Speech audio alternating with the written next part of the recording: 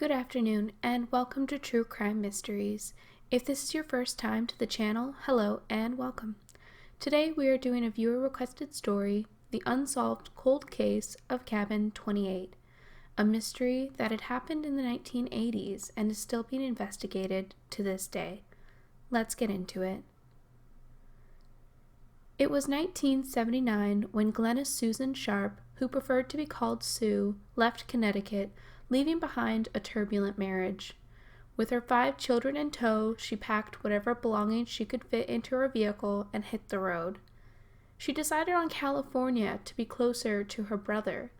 They first settled in Quincy, California, moving into a 1-bedroom trailer that her brother and his wife had recently vacated.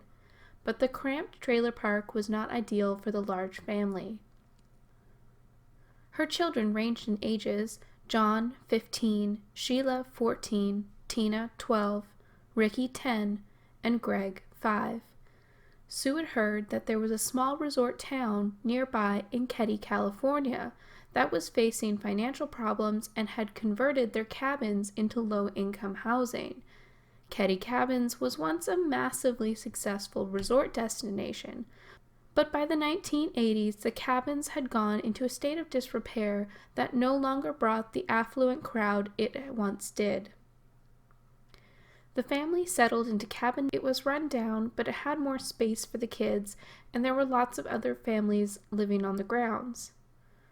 The cabin had 3 bedrooms. Her oldest son, Johnny, took the unfinished basement. Her youngest boys, Rick and Greg, took a bedroom. Sue and Tina shared a room, and Sheila had a room.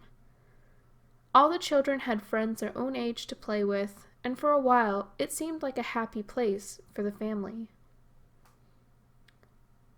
Sue's ex-husband had been in the Navy. The family was accustomed to moving around the country, and they looked forward to being in one place for a while. Sue had a hard time making ends meet. She would get $250 from her ex-husband, food stamps, and was on social welfare. She was also enrolled in a federal education program that gave her money to attend classes at a local community college.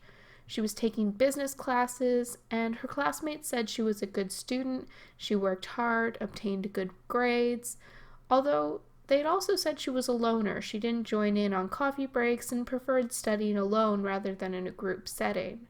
Sue faced a lot of stigmatism in the community. People didn't like that she was on welfare, and she seemed to date a lot of men.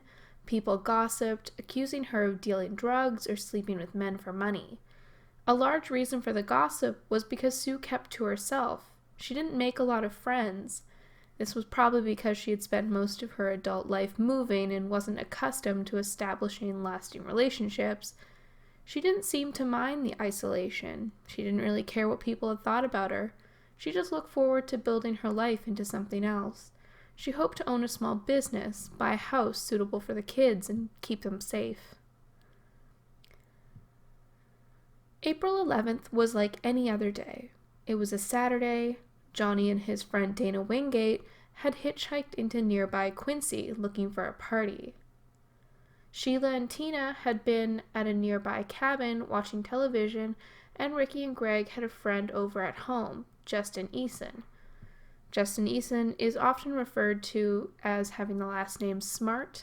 However, Martin Smart was his stepfather, and he didn't actually have the last name Smart. Justin had recently moved to Keddie. He had been living in Montana with his father, but had recently moved in with his mother and his stepfather, Marilyn and Martin Smart. All the kids were in and out of Cabin 28 all day. This was normal for the families, with everyone living so close to one another. The younger boys were out riding bikes for most of the day, coming home only to eat a quick dinner and then back out again. They played until it was dark before finally coming home for the night. Tina also returned to the house that evening, while Sheila had planned to stay overnight at the Seabolt's house. Johnny and Dana had also plans to return that evening, but when they returned remains unclear. Little Greg was the first to go to bed around 8:30, then Tina around 9:30. Ricky and Justin joined Sue to watch Love Boat, and then they too go to bed around 10 p.m. Sue remains on the couch watching TV, kind of dozing off, but not really ready to turn in. More than likely, she was waiting for Johnny and Dana to return before officially going to bed. Investigators noted that it was more or less a normal Saturday evening. People came and went out of Keddie all evening, heading to and from the local bar called the Backdoor Bar. During the subsequent investigation, people did note a few odd things in the night, but it wasn't anything at the time that people had really put much thought to.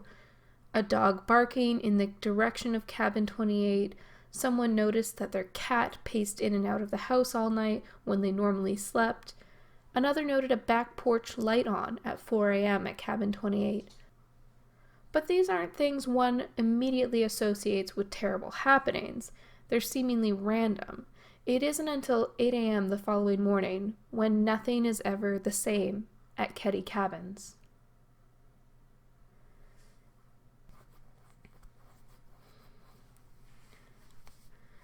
This is going to be part 1. I'm breaking the story up due to the violent nature of the following part. Part 1 is going to be the introduction and background, part 2 is the crime, and part 3 is the investigation/conclusion. They will all be uploaded at the same time, so you don't have to worry about that.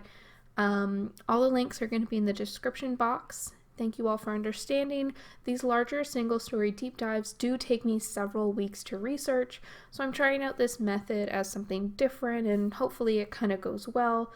Otherwise, I will see you in just a quick GIF in part 2, and we're going to start it off with no fanfare and just get right into the second part. Thank you all for watching, and I will see you very soon. Bye.